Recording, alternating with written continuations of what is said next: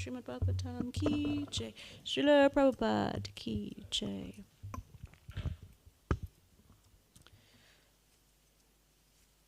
Erstmal, so wir haben eine Übersetzung bei Rosemary. Magst du die Übersetzung? Ja, vielen Dank. Okay, so we speak in English because we have 2 English speakers and then German. Okay. Om Namo Bhagavate Vasudevaya.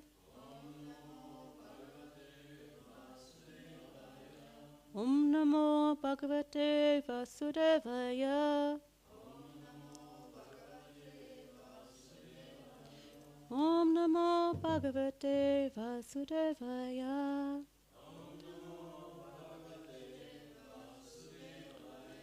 Narayanam Namaskritam Narancheva Narottamam Deveshtam Visham Tadojayam Udirayat. So, Hare Krishna, dear devotees, and also online audience. The last class I gave, the only commentary was, what a wonderful smile So I'm hoping I get something a little bit more, maybe this time. So we are reading today from the Srimad Bhagavatam, which is entitled The Creation of the Fourth Order. We have one verse without a purport, so it will be 2 verses today. It is, we begin with chapter 3, which is talks between Lord Shiva and Sati, and then a very important chapter, chapter 4, Sati quits her body. I will read, Rosemary wrote the one that we will discuss, so I will read Canto 4, Chapter 3, Text 25, and together we will do Text 1, which is written up in a moment, okay? Yadivra jashyatya matvacho patramba vyatya nato pavishyati samvatisya svajanat padbhavo yadasa sajo maranya kalpate. Translation. So this is Lord Shiva speaking to his wife Sati. This is important, it goes very well with the next text. So Lord Shiva says, translation. If in spite of this instruction you decide to go, neglecting my words, the future will not be good for you. You are most respectable, and when you are insulted by your relative, this insult will immediately be equal to death. I think all of you have been here for the times that we go through these chapters, as the last chapter was about Lord Shiva and Sati speaking about why she shouldn't go. So the conclusion of Shiva is, he just says it. So we move immediately on to chapter 4, Sati quits her body. Okay, we will do the word by word that we repeat, just so that we have the pronunciation in mind, okay? Matre uvacha, tre etavat uktva virarama shankara patni anganasham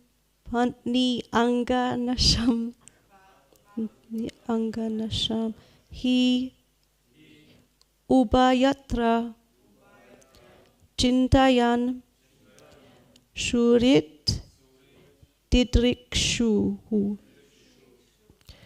parishankita bhavat nishkramati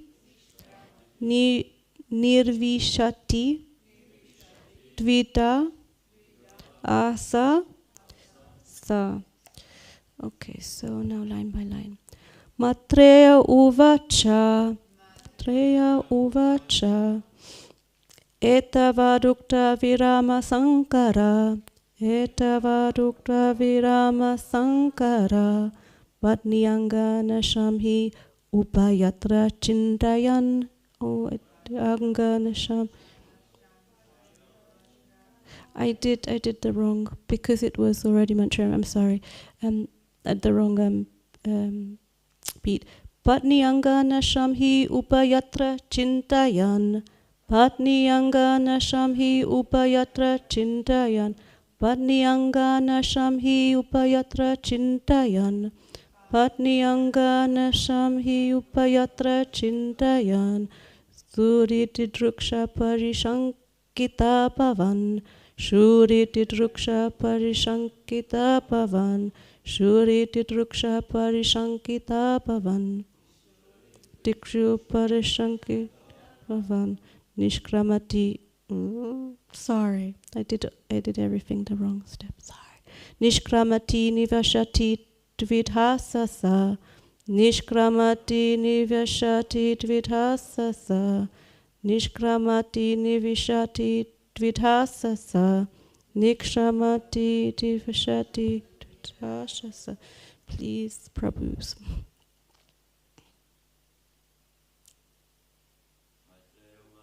Matreya uvacha etavadukta virama shankara Patniyanga nasham hi upayatra chintayan. Shuri tidruksha parishankita pavan. Nishkramati nivashati dvidhashasa. Mataji's? Matreya uvacha. Etavadukta virama shankara.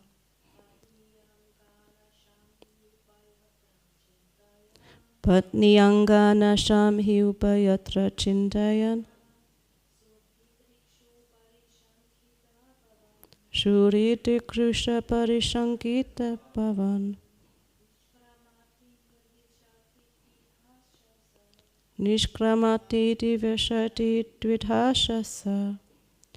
Okay, so now we do word for word with the translation, okay?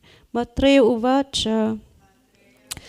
Matreya said, Etavat, so much. Uktva, after speaking. Virarama, was silent. Shankara, Lord Shiva. Pantni Anganasham, the destruction of the body of his wife.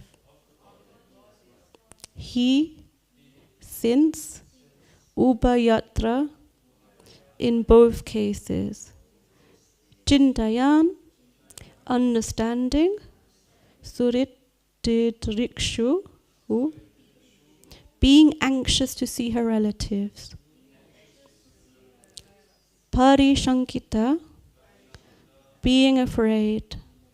Bhavat, of Shiva.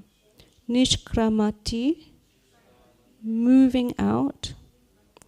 Nivishati, moving in. Dvita, divided. Asa, was. Sa, she, sati. Okay, translation. The sage Maitreya said, Lord Shiva was silent after speaking to Sati, seeing her between decisions. Sati was very much anxious to see her relatives at her father's house, but at the same time she was afraid of Lord Shiva's warning.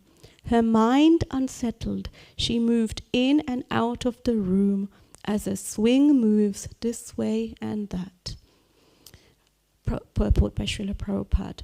Sati's mind was divided about whether to go to her father's house or obey the orders of Lord Shiva.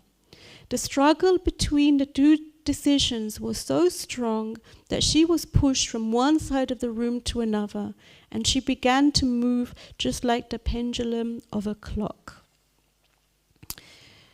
Okay, translation of the verse again. The sage Maitreya said, Lord Shiva was silent after speaking to Sati, seeing her between decisions. Sati was very much anxious to see her relatives at her father's house, but at the same time she was afraid of Lord Shiva's warning. Her mind unsettled, she moved in and out of the room as a swing moves this way and that. Om Ganiyati Marandascha Janana Slakaya Chakshumiltam Yena Tasmai Shrikurve Namaha Shri Chaitanya Manopistam Staptam Yena Bhutale Swayam Rupa Kadamayam Datati Swapadandikam Shri Krishna Chaitanya Prabhu Nityananda Shri Advaita Gadadhara Shivasati Gaur Bhaktavinda Hare Krishna Krishna Krishna Hare Hare Hare Rama Rama Rama Hare Hare. So as one says, the story is heating up at this moment.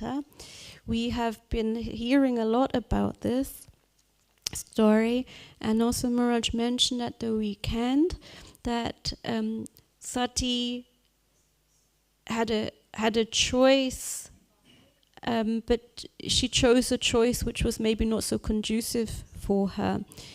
And up until this point, Shiva has been trying to persuade her this way and that as to why she shouldn't go. But yet you see in chapter 4, in the very first verse, that she is in a real dilemma.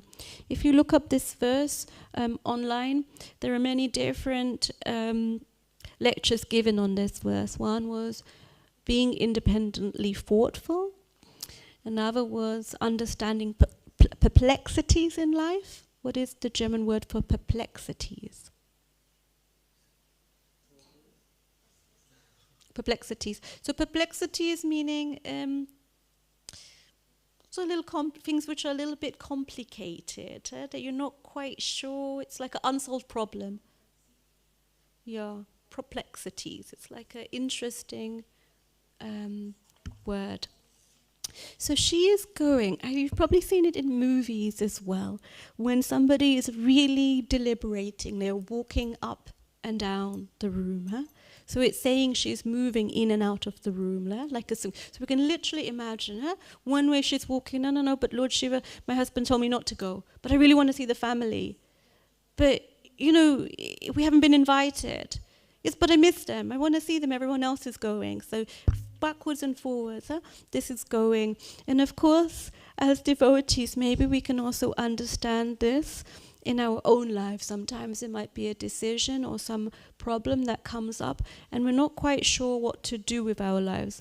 In fact, looking over the ashram, not just the ashram, I think also when I was on the temple board, it's amazing how devotees sometimes have a different approach to decision making.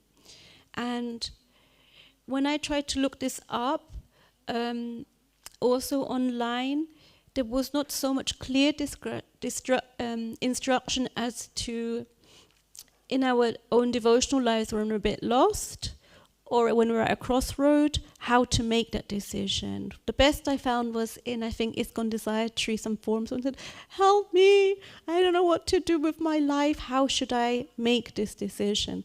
And people give somehow their opinion. And just to see if there was a comparative example, I also looked up this decision-making process for Christianity to see if they had some modified guidance. Because in the material life, it's like basically you're on your own. You make a decision, whatever comes into your head. Maybe you use something from modern psychology to make a good decision, but you basically work it out. But as Vaishnavas, as devotees, we try to put Krishna in the middle.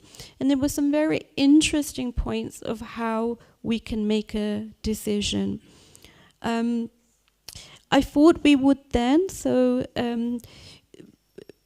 Prabhupada said in a room conversation, okay, in case anybody wants to know exactly, it's April 22nd, 1976 in Melbourne, Australia. He said, if you are on the wrong platform, whatever decision you make, that is foolishness, and therefore we are baffled. Every time we are making decisions, and next time it is found useless. Another decision. Later on he said, what is the value of the children's decision? So for example, if I told Charu, today you don't get cheese and bread, I just give you a plate of sweets to eat. Oh, yes, Mama, I want this. This is what I would like. But that's based on a childlike mentality. At this point, maybe my Charu would give me a whole lecture at what the dentist told him about what he can and cannot eat. But, just in a theoretical moment. Also, just touching on this point of independently thoughtful, there is the element of thinking for ourselves that I often saw as devotees. We sometimes can lose this feeling of responsibility for ourselves and expect that somebody will make the decision for me. Go to Balaram Pran and ask him, what should I do today? Mataji, I don't know, what do you need to do? And then I might just, push him, but I have to do this, this, and this. And because he has sort of like an organized mind, he say, well, maybe you should do like this. Okay. Then I go to the next person and said, Shamakund? Shamakund says to me, Mataji, could you just, no, Balaram Pran told me I should do like this, So I've taken out my responsibility. I've blamed him already. He told me I should just not do anything today, you know. He told me just relax. Everything is okay, Mataji. For example. So this is one balance of this. This is not really independently thoughtful. This is the center of our independently thoughtful is that Krishna is in the center. And there is a subtle difference between independent action and independent thought. So one can understand being independently thoughtful is when we stop to reason over what is happening. So at this point, we're in this point of sati. Some big decision needs to be made and we're like walking up and down in the room. I just read the translation for you because you just came in. It's the beginning of chapter 4. So Lord Shiva, he's quiet, but Sati is very anxious to see her relatives at her father's house, but at the same time she's afraid of Lord Shiva's warning. Her mind unsettled, she moved in and out of the room as a swing moves this way and that. I want to make sure that we're finished on time. So First, we will look at different ways of making a decision. Please think in your own lives when you had to make an important decision. We're not talking about decisions you thought you made and you just ran into it full speed. The decisions you had to make and then the thought behind it. Yes, so basically we're looking for ideas of how to make a decision. I will start off because, you know, I'm already been thinking of this for some days. The first one, normally I tell somebody who comes to me when they're not sure, is to pray. Particularly pray to Lord Nrsimhadev, but pray. In this Christian version, it was pray for wisdom. In our mood, we're praying for... in a prayerful mood, we approach the Lord to ask Him how we serve Him. And when we are lost as to how we serve Him, we can enter in a different way. There is, I think, a book by Svatram Das Goswami. Maybe I've got the name wrong, but that book is called Vandanam, which translates to prayer. And this gives different versions of how we can pray. So one way to make a decision when we're not sure is to turn to the Lord and ask, you know, please help me. I don't know what I should be doing. Please give me some direction. Is there other ways that we can come to a decision? There can be practical ways as well.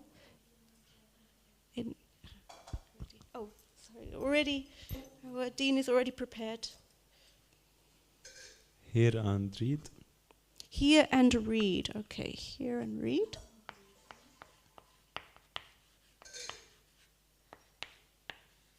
You want to talk a little bit more about that? Want to say a little bit more about this? I think it comes in a nice sequence after praying. Jai Srila Prabhupada. Nrsimhadev. Okay, Jai. Yeah, so when we're confused about making a decision, we can, make a sincere prayer, and usually the answers don't just pop up, So due to our conditioning, we need an external source to get the answer. So that comes either through devotees, or either through hearing a lecture, or either through reading. Maybe you have experience of this. Yes, the experience is that we try not to use this term so much more in ISKCON, but we used to have this term being mental. We're trying to move away from it. Before, every second word was mental. So it basically indicates that space where somebody is confused. If you're like me and quite sensitive, you can literally see the thoughts swirling around their head, like a hole where they're not sure what's going up. On the other side, we can see that one is opening up to understand, okay, I'm not sure. And normally when somebody experiences sort of discomfort or not sure, one doesn't want to read or hear. I've had it myself. No, come on, I got no time. It's all of this. And then the very point where one sits down, it's happened to me a few times, especially in the evening, where I've made myself in particularly read from Srimad Bhagavatam or Bhagavad Gita. One opens up, and then it's really a perfect verse for what the problem is. I just at the weekend, when we had other festival here, I did a course by Mahatma Prabhu online, which was about devotee self-care. And he did speak or warn us about, you may, I just give an example, sort of a neutral example of ladies. There is enough reference to ladies being less intelligent. So you're like, as a lady, oh yeah, I knew it, I'm stupid, I can't do anything. Then you purposely open up these verses as it tells me. Yeah, it's like you demean yourself and your values by using something that naturally puts you down. It could happen in any part of your spiritual life. And we should try to avoid that because it doesn't actually help us normally. So in this view, it's very good. Okay, do we have any other ways we can make a decision? Practical. Oh, Dean is a practical computer person, or was, yeah? Something practically. What would you have in your... I would consult the Vaishnavas. Consult the Vaishnavas. Any Vaishnavas in particular? Senior Vaishnavas, a mentor. My Guru Maharaj is also very important. Consult Vaishnavas. Mentor. And it's important to get diverse feedback, I think. Okay, and then we have Guru. Okay, put this into groups. Ask Guru. I mean, it can also be the same. I've said it already. I was thinking of this verse just to make the point of the last one, and I'm on the reading from the 3rd canto.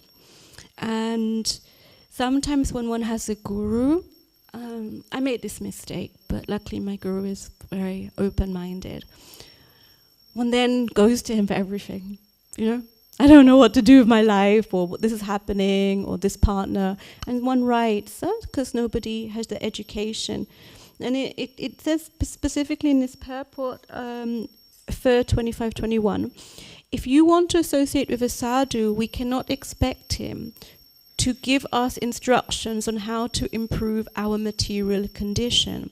But he will give us instructions on how to cut the knot of the contamination of material attraction and how to elevate ourselves in devotional service. So there's also sometimes a barrier. For guru, it's not that we should be going for everything, but certain matters for sure.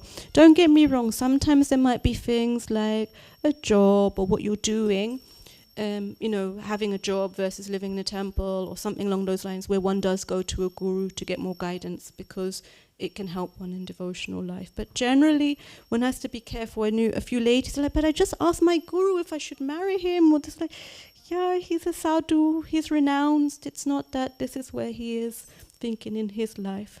So asking guru. In this case, okay, we go later into sati, but yeah, you see, she asks for advice. Some other examples? Shamanandini, when you have a problem.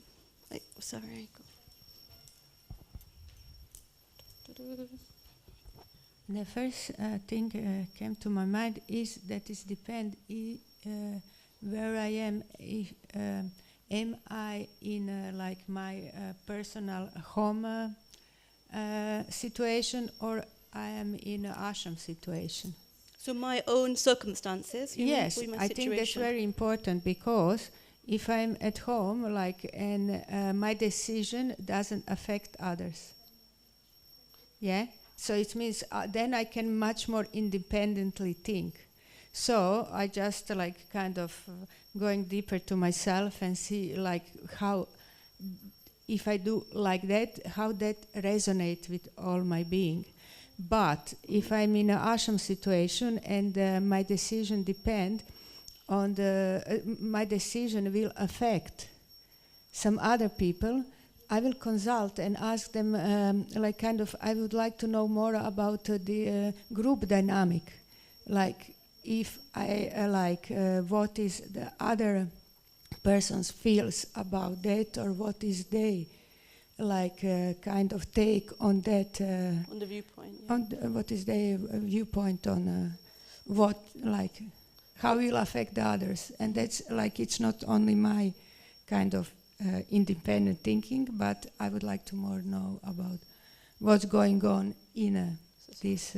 So, for example, at home you're feeling very tired, and you think, okay, I will sleep, and then I will come later for, I will chant my rounds later, for example, or I won't do so much today. Yeah. But you're in a temple, and actually you're down for service, and you're very tired. So it's like finding that balance. In that situation, you can't just say, I'll do what I want. You'll find out maybe a replacement, or you're like, okay, maybe I can manage, something like this. I need to consult some devotees who they are like kind of, who they will be affected with my decision. Okay, circumstances. Okay, good.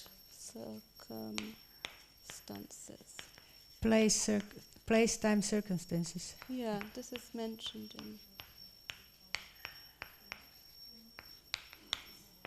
Yeah, okay. Yeah. What's relevant for us also now may not have been relevant a year ago or some other point in time. All right. Nice, thank you very much. Okay, you have another, you just come, or you have some point of, oh God, supervisor. Shamakund, when you're making a decision, what helps?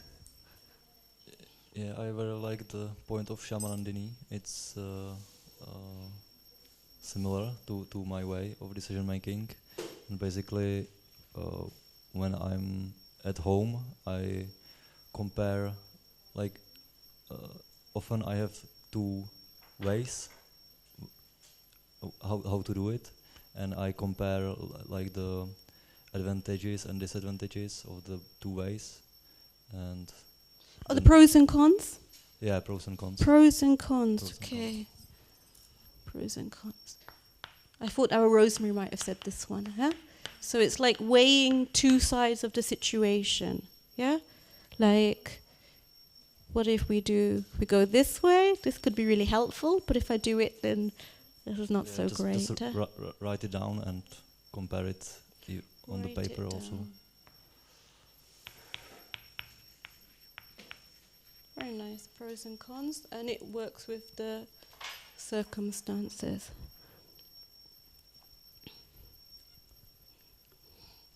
I'm always scared when my husband approaches on a class about husband and wife. No, we don't speak about husband and wife. No, we make about decisions. Yes, yes. Yeah, I mean, I as a Vaishnava, I should also base my decision making on what Krishna would say to this, if Krishna would like it. Krishna would say.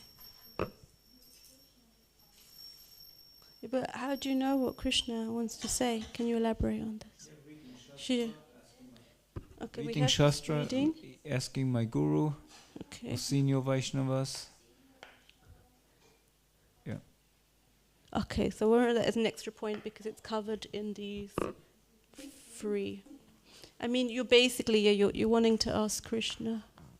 Sometimes I just get, especially because I work mostly with ladies, some ladies said, yeah, I asked Krishna, he said I should go for it. I'm like, how did you know? What sort of response did he give you? Just thought it was like this, you know? So I was like, okay. So sometimes it cannot necessarily be the best decision. Do you have, in the German corner over there, do we have I'll put one in just in the meantime before Rosemary says something. Not to act when one is over emotional. It may not just be that you are really distressed. It could be that you're really like a little bit over jubilant. Huh? Then it may be, I don't know, you distributed 5 books and you're like, I will only go on the streets when I distribute 20 books or something, like this, men we make. So something like a balance, so to check the emotional, what can I write? Emotional balance.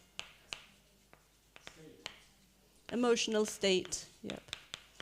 So that's very hard. Apparently it's harder for us ladies than it is a man. When we get emotional, I just heard in a lecture today that it's documented that a woman's is not as emotional agile as Prabhu's can be. Yeah, agile, so this means your sort of ability to move out of it. Sometimes when we get in an emotion, we can get stuck in the emotion. My husband sometimes says with problem with men is that they're either emotional or not, you know? So it's emotional or intelligence, whereas ladies are known that they can sometimes smooth it together, for example. Sometimes not also. Rosemary, do you have something? It's okay if you don't, I thought.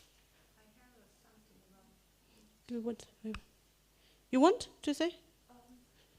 Yeah, my first thought was also to ask myself what Krishna would like, but as you said before, how do you know what Krishna likes? I would also think of what I have known before or what I have heard in lectures. I often, by decision making, But this is a point. Ask what Krishna wants. Yes. It's a little bit different to asking Krishna, like, what would he like from me? So if one has a run-in with somebody and the instinct is I'm just going to go and tell them not to do that, like, how would Krishna want me to deal with this? And then one thinks then of lectures or Shastra, okay, but how do I deal with Vaishnav? You know, like this. Yes. So actually ask what Krishna wants is, yeah. Okay. Krishna want. Okay. Okay, Shamanandini. What helps me a lot, it's a knowledge about the three gunas. Okay. So, like, I kind of try to reflect, like, what is my emotional state? It means in which kind of which like mode? What is which mode, which guna is predominate now in my psychic, you know, and then I can kind of like see the, like, if it's a rajas there, you know, and I know that that kind of decision will make like just more anxiety, no? So I try to like kind of, I think that's very important to like where from, like what is my emotional state or where is my like in which guna I am very at nice, the moment. Yeah, if we relate it to. Yeah, that too. On this course for self-care, I think in some of the introduction pages, one trend is that sometimes we don't really understand self-care and we put modern trends of thinking into now. So Mahatma Prabhu wrote down in a very nice way self-care in relation to our different modes. So Tamagun was, I'm useless, can't do anything, so won't do anything. You know, like this, yeah. Then Rajagun, victim mentality is tamas. So this sort of stopping, cannot do whatever. Yeah. Rajagun was like, I will do it all, and I will do it for me. I will go about and I will, it's quite an active state. And Sattva Gun is more in relation to self-care, so it's on a different theme, but this vision of, Krishna loves me and I am his servant. So what do I need to take care of myself so that I can serve him better? So it's like this sort of balanced view of thinking. It's very nice. I have a full board there, and I don't want to take up too much time. Other thoughts? You want another? Oh, sorry. We go to examples now, Ramananda. Okay, please add. I would say it's very common amongst devotees go to astrologer or ask the oracle. Yeah. So I was contemplating because I've lived here like 11 years now, and of the thoughts that change in this time, it went from be quiet and told, do what you're told, endless service, to I'm just going to take care of my needs. That means I don't come to the temple or something. And also a trend of moving a lot to astrology. And there were very many good uses, and I didn't know how to say except that Keshava Maharaj gave a lecture, I think earlier this year, where it's noted 6 different types of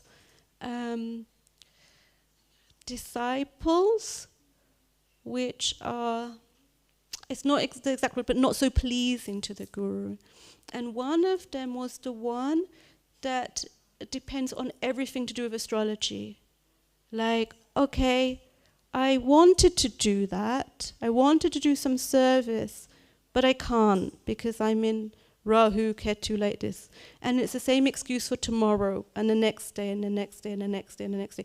Do not misunderstand me because there is a lot of very good uses for astrology, but it was an interesting thought for perspective that how much emphasis are we putting in the astrology in our planets, and are we taken away from the Shakti of the Lord in this moment? Like I came to the temple and I had a very nice Prabhupada disciple do my astrology.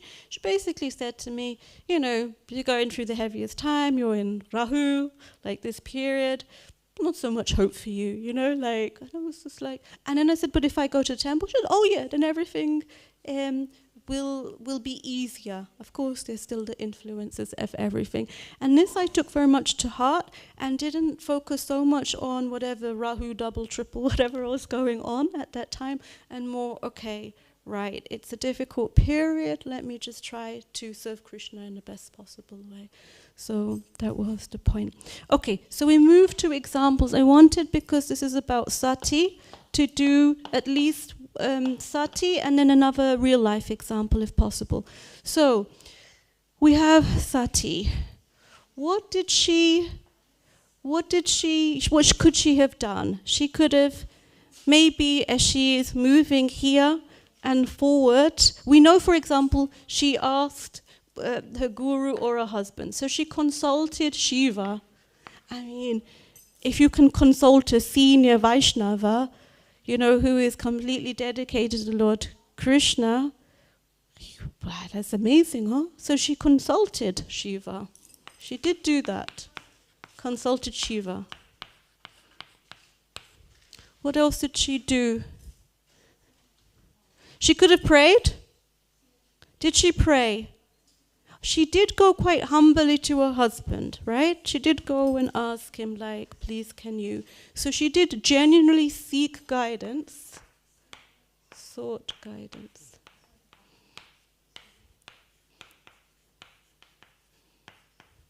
No mention of her hearing, yes, but not reading at that point in time. What does Krishna want in this situation? She, when it's expressed, shows more what her husband warned her about, rather than this understanding of what Krishna wants. In one sense, her decision is what my husband said and what I would like to do in this moment. So it's two moments. One can say this was maybe not there. This element here that Shamakund spoke about, that I paraphrased to pros and cons. Sitting down now. So she's going through, okay, I don't want to do it, but I do. In this moment, when we're going backwards and forwards with our thoughts, it's much easier to sit down. I think you mentioned specifically to write it down. Because sometimes this tangle in our brain remains a tangle. And we may still, but I want to go. No, he told me not to go. I want to go. So it's not reasoned for it. By putting it down on paper, we can also write it down. I know one guru who told his disciple when he was not sure or not whether he should marry a particular devotee, he sat him down and said, write all of the reasons you should and all of the reasons you shouldn't. And with this, come up with a decision. So she didn't do, maybe it would have, she was trying, you can see, because it says her, she's swinging backwards and forward with what to do, but she's maybe not really weighing what will really happen. It's based on the emotional state. Shamanandini, what guna do you think she was in this moment? Rajas gun, yeah, you can see this Raja gun. Did it stop working? So her decision was, like she was in a Rajas, you know, she wanna have a fun.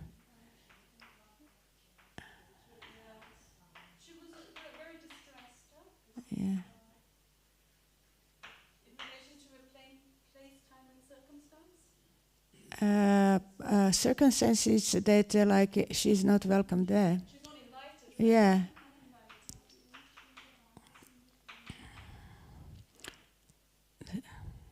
So that's one of like minus to go there. She only consults Shiva. She sees where it goes wrong. So it's interesting because she does do certain things. So she consults a very dear devotee of Krishna, Lord Shiva. She tries to do this in a humble way when she approaches him. However, this emotional swing, when we see it, she acts then she independently acts in this moment. She just goes then, right? We can see later she will just go, this after a thought. And I think Maharaj mentioned this point that sometimes it's good to see things in Shastra where it goes wrong. Because when everything is going right, we're like, oh, it doesn't apply to me, because half my life anyway goes wrong or whatever. But when it goes wrong, it's interesting to see what's happening there in these moments.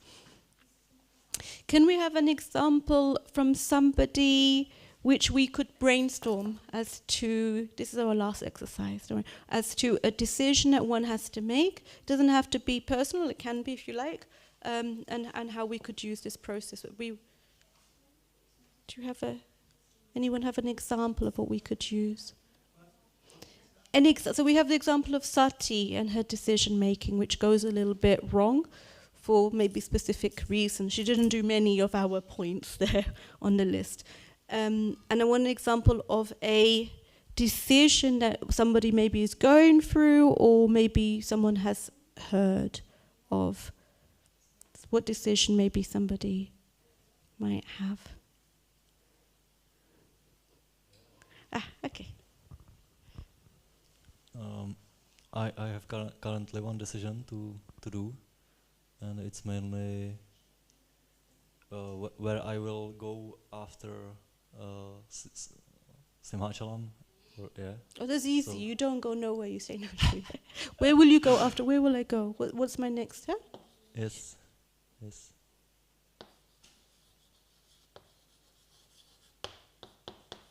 This is a very nice question because this is. Sorry, you wanted to say something more? Please say. Like there are some circumstances which defines the situation. So it's like I want to finish my driving license in Czech Republic, so I have to stay in Czech Republic. Mm-hmm.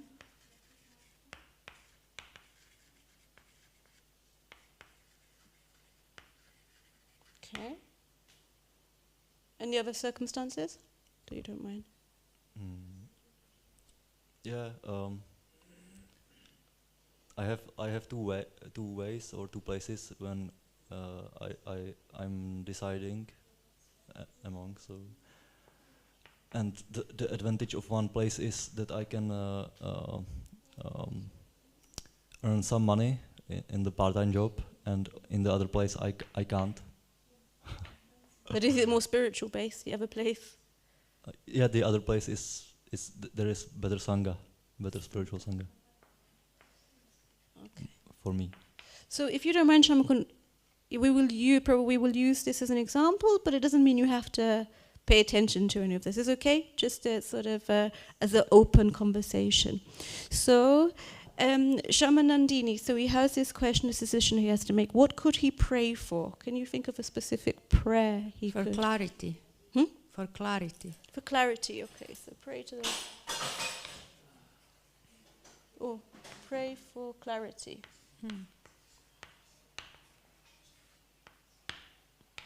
Clarity of priority. Clarity of can you expand this? So, like in this moment, like in this time and circumstances, what is priority? Do I need the money to make a driving license? You know, and then after that, maybe I can be like more in a more strong spiritual sangha. So then I will first need the money. So it means I will first go to the place where I can make money to finish my driving license, and then like I can like focus and be with a spiritual sangha, for example, just like this. If like, so you see what is priority of the moment. Yes, praying for the priority of the moment. That's very nice. I would add on that you could easily make your pros and con list. Huh? You make a list of, okay, so, but I would actually, maybe you would have 3 lists. It would be, if I go to place number 1, place number 2, and then maybe, open for Krishna's plan. Maybe there's another choice in that. Huh? And then one could write down, okay, we've had it here before, okay, I need to learn my driving lesson. Why do I want to do that? I've asked sometimes, but I want to go on Sankirtan. Okay, and I want to drive the van because it's always needed. So, okay. Then I will take this time out now. So the pro is then I will be able to drive a Sankirtan van. But the negative is then it's, 4 months out of my life or however long it takes. And then the next, but I don't have the money for it. It's very expensive, I don't know, in Germany to do. So one goes then to the different levels of understanding.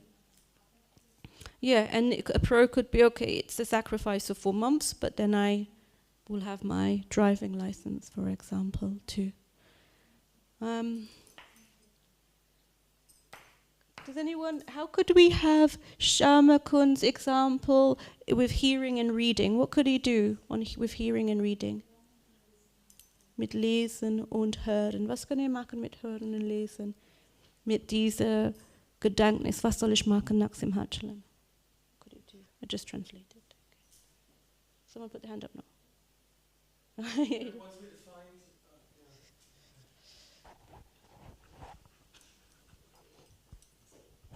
My answer is very general. So once we've defined the precise issue at hand, then we can have a look in if there's a solution in Shastra, maybe a practical example where one of the acharyas, or like an instruction from Krishna.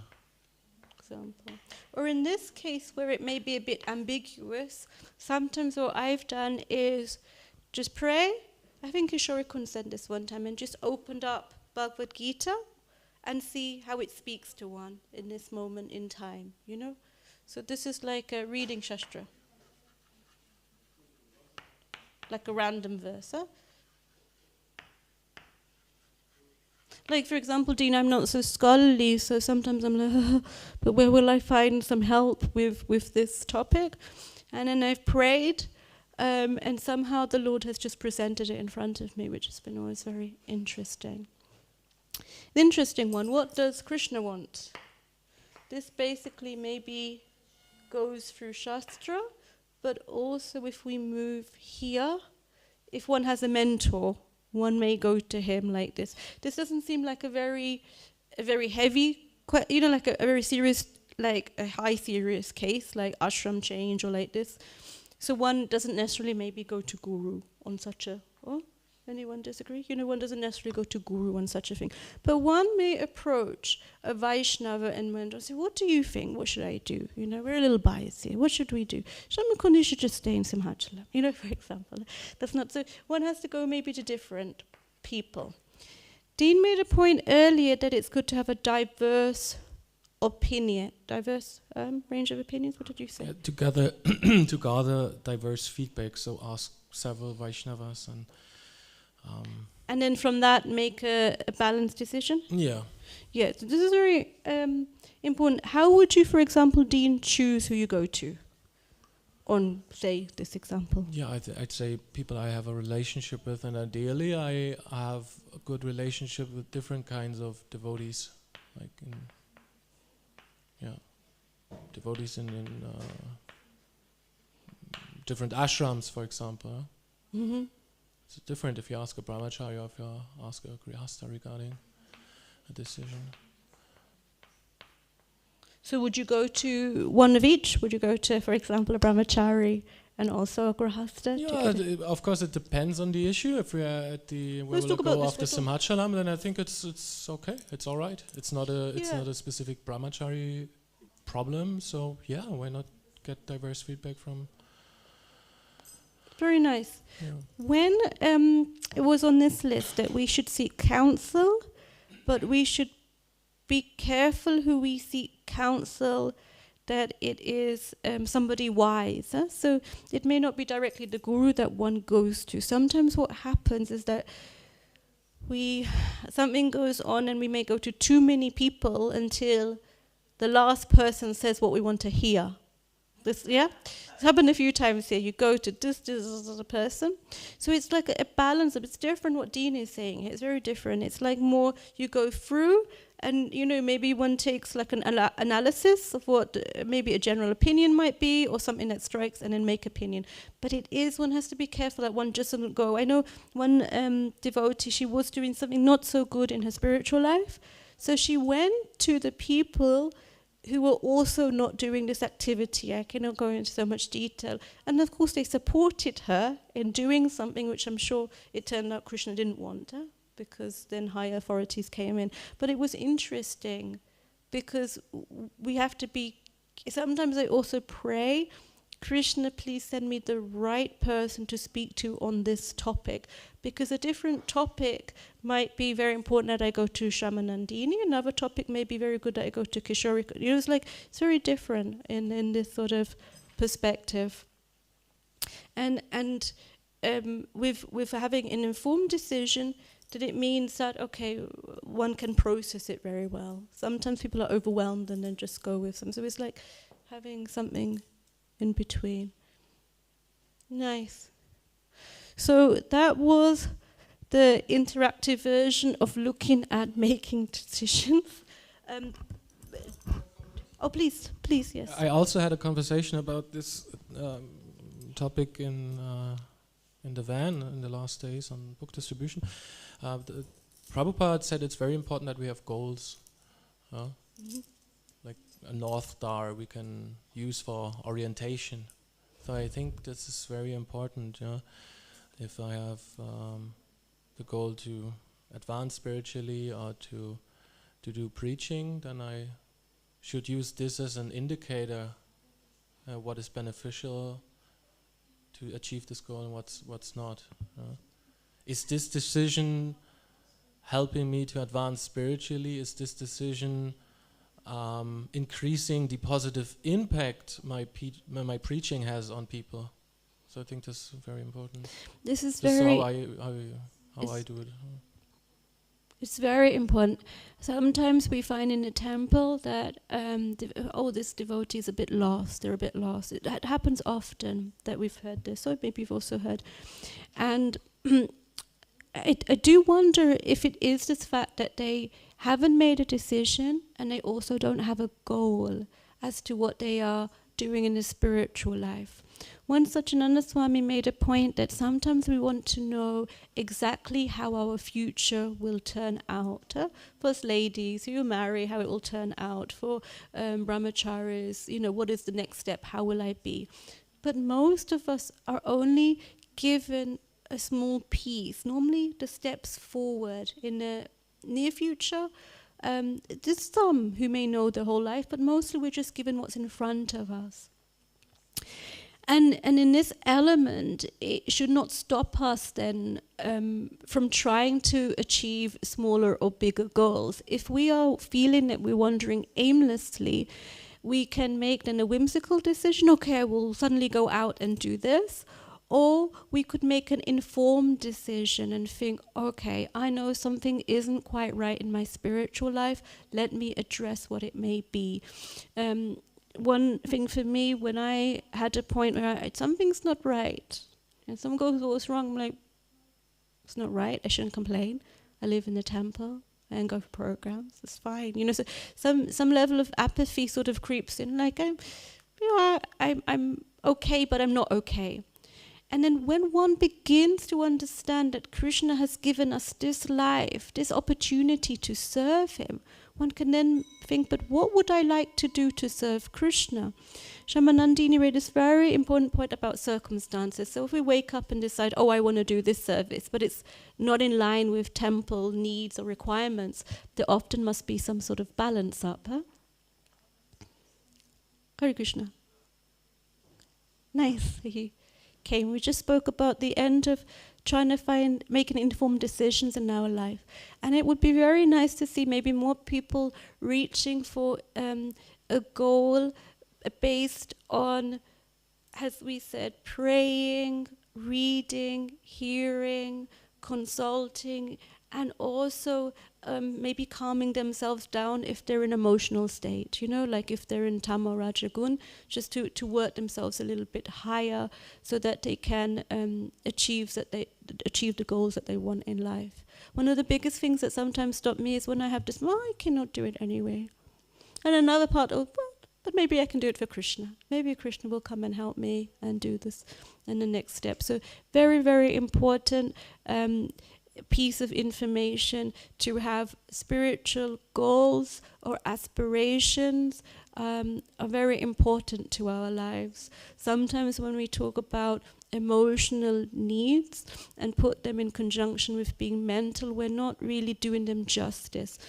Bhakti Charuswami, I listened this early morning, he said the whole foundation of this movement is on love, spiritual love. It is not that we can deny that there are emotions, but we try to put them in service of Krishna. Because a lot of what we do is based on some sort of emotion. We are not here to try to push them out and become mechanical, and then we have a checklist or a check or a goal list, but something which is based on these two lines coming together. Yeah, what are my needs internally as a person, and also how can I preach and help others to think of Krishna like this? Any other points? Oh, Hare Krishna, Mr. Ramananda Gopal. I have an example. Oh. I have a friend, Mm-hmm. didn't see him for a long time, but he is basically, I think he's from Chile, actually. And I got to know him when he was a brahmachari, and he is a sitar player. Don't want to mention his name, it's quite famous now. And he played with Indra in the 24-hour kirtan. Wow. As a sitar player. Mm-hmm. And then because he was young and he was a brahmachari, he didn't know what to do. So he went to his guru and asked him, and his guru said, maybe you should study something. And then he went to Indra. He knew that would be a difficult task to tell Indra. And he went to Indra and said, he gonna back home to his country to study. And Indra said, whoever told you to leave Vrindavan surely go to hell. So his guru told him, So he asked a sadhu, he asked his guru, and he had got quite opposite opinions about the thing. So What did he do? he studied. He went to study because his guru, yeah. But he's still, with the work. I mean, everything is well with him, but I mean that's something what could also happen. I had on the Shinga Chaturdasi, I was in this theatre, this musical with Paravijaya Prabhu, and also my Guru Maharaj was here. And I had rehearsal. Imagine it's 10 o'clock, so I should be punctual. It's really 10 o'clock. And at 9:55, my Guru Maharaj calls me to his room for a small task. So I'm like 10 minutes late, not more for this. And I'm called over, and he said, you can only have one master. Who's your master? Are you coming to rehearsal, or will you fulfill this task? And I looked at him, I thought, well, my Guru Maharaj asked me to do something. I looked directly at him and I said, well, I have to fulfill what my Guru Maharaj told me to do. And then he looked at me like I made the wrong decision. And I just had to, but it was very clear in that moment. Okay, it was clear, let me go forward in this way. But it was interesting. The whole day I pondered on this fact that I'd been questioned, like really questioned, who are you following in this moment? What's going on? And I did think in that moment, anything I do maybe is wrong. Is it both wrong or what? But in the end, it somehow worked itself out. But I think a lot of life is like this. So we make a decision, but mostly it's not that everything is tick, tick, tick, tick, tick. Mostly we have to weigh up what's happening in our lives. It's like with Shamakun, with your thing about what happens after. It seems the first thing is, how important is my driving license? You know, like on a decision, yeah? How important is it? And then one can see then what happens later. You know, also, for your pro and con list. Yeah. What I've noticed is if there are two paths you can follow and you just can't decide, sometimes it's like that there's no right or wrong answer. Both paths are correct. They are fine. Yeah. You just need to make a decision and then follow this path and stand by it. Yeah, be confident. But there's no right or wrong decision. That's what people often think, yeah? There's a right decision and there's a wrong decision. Yes, this came up actually very good. I feel a very nice point, Dean. One point that actually was in this Christian version was God always acts in line with goodness. So when we're praying sincerely for God's guidance on how we do things, then it may be that it's not exactly how we want it to be or how it plans. But if we have Krishna really deeply entrenched as our desire to please him, he will make it somehow work. Balaram Pranam, do you have something on this point or a different point? Do you want to say something a little more? Come, we did not hear so much of... Yeah, actually I wanted to say this before I had to leave, but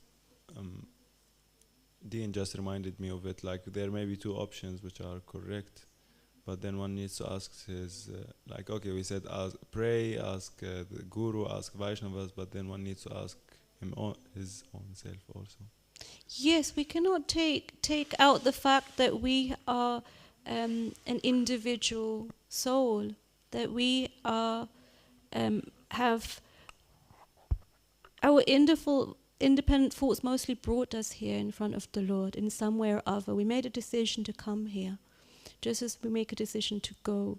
And ultimately the decisions of what we do or don't do in our spiritual life are often largely dependent on ourselves. So when we take away completely our own thoughts and ways of being, then we can detract away from a lot of what we want to do. I had one last point and then it just disappeared from my head in this. Yes, on the decision making at the weekend there was this amazing festival going on here, and this course that I attended was from 1 till 4 o'clock in the morning.